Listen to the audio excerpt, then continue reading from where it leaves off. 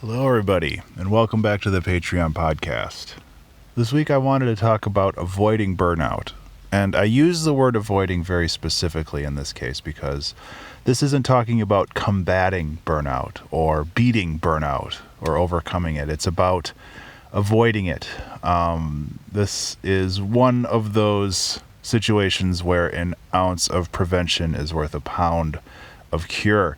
Because once you get to the point of burnout, there is a lot more that you have to do. But there are steps that you can take far before you get burnt out that cause you to just avoid it altogether and allow you to get on with your creative work without having to worry about all of this stuff. And really, I think the most important thing that you can be doing is just being aware and mindful of your state of mind.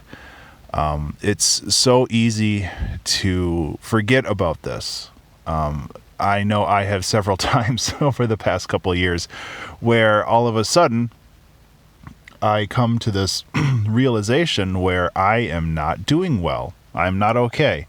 And once you come to that realization, it's a lot easier to take preventative measures to ensure that things don't get worse. But usually when that point comes around, things are already pretty bad. So being mindful of just where you're at and how you're doing mentally and physically is a really important thing. And some of the hallmarks for this are, and I've said this before, but it's similar to depression, where have you been eating okay? Have you been showering? Have you been getting up and walking around?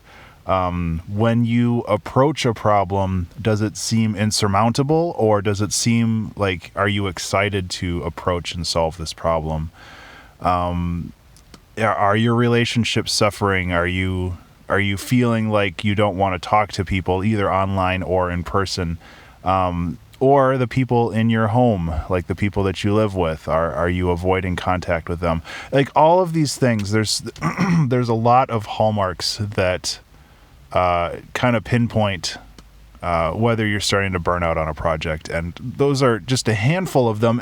And really burnout is very specific to each particular person, which is why it's so hard to talk about. Because you need to make sure that whatever the situation is, that it is something that you're resonant with, that allows you to better understand how things are going with you. And to avoid burnout, I think that there's really a couple things that you can do. One is to have like either a daily or a weekly kind of self-check-in with yourself, which allows you to better assess how things are going. I like to do the weekly one, and honestly, I haven't been doing it as well as I should lately. But just sitting down and actually very specifically like looking at like what you've done this week, how you felt about what you've done this week, and how excited you are for future plans and projects. And I think that there's a lot to be said about just sitting down and having that kind of meeting with yourself and just ensuring that everything is okay. Because again, there's the boss side of you, which does all the scheduling and planning, and then there's the employee side of you that does all of the actual work. And sometimes I think it's good to sit down and have those two sides of you convene, which will give you a little bit more information on how to properly approach the next week. And that's really valuable to have.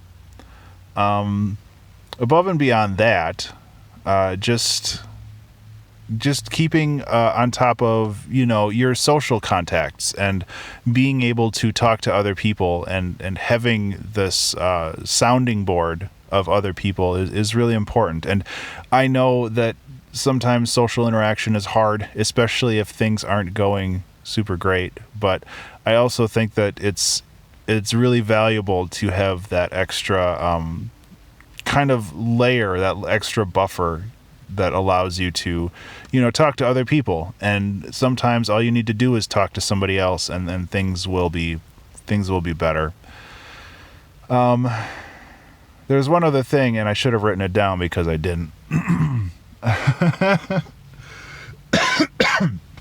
But for the most part, I think that it's about avoiding burnout, not necessarily preventing it, because you're never going to prevent burnout. You're never going to be immune to it. And I think that it's valuable to work to avoid burning out. So just the amount of work that you put on yourself is really valuable as well. You don't want to overload yourself, because that is, of course, how you generally burn out. You get overwhelmed, and then you just are unable to keep up with your projects, which causes you to kind of spiral out of control a little bit. And then it's kind of the amount of energy that goes in versus the amount of energy that needs to come out.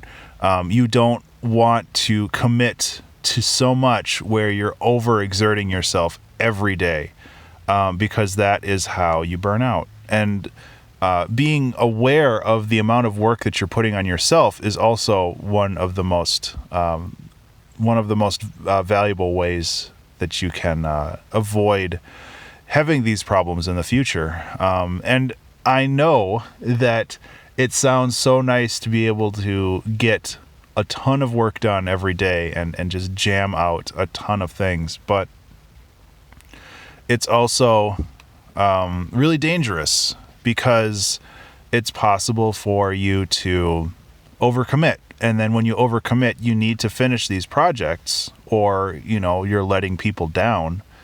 And if you don't finish these projects, then, if you don't finish these projects, you let people down. But if you do finish these projects, you're burning yourself out. You're expending so much energy. And it's really important to find that balance, because there is a lot of time in the world. People are always talking about how time is finite. It's the only resource you're never going to get back. And while that's true, you do still have a lot of time. And I think that it's important to embrace that as well, because otherwise, it always feels like you're rushing, and there's a lot of time in the world, especially with creative crafts like this, where it's not necessarily determinate for you to have be in peak physical form to do a lot of the things. And I think that it's important to embrace, free time, and I've talked about that before. So I think that's everything I have right now. I hope that my ramblings kind of made sense, and really the whole point of this is to work to avoid burnout instead of working to defeat it, because it's not defeatable. You're never indefatigable, I think is the $5 word for that, but indefatigable, I think that's what it is. It's not something you can beat, but it's something you can avoid, something that you can use as a way to tell if you're overworking yourself. You just have to be aware and mindful of what you're up to and how things are going. So I think I've talked in circles enough for today. So thank you so much for being a Patreon supporter, and thank you so much for listening, and I'll see you in the next one. Be remarkable.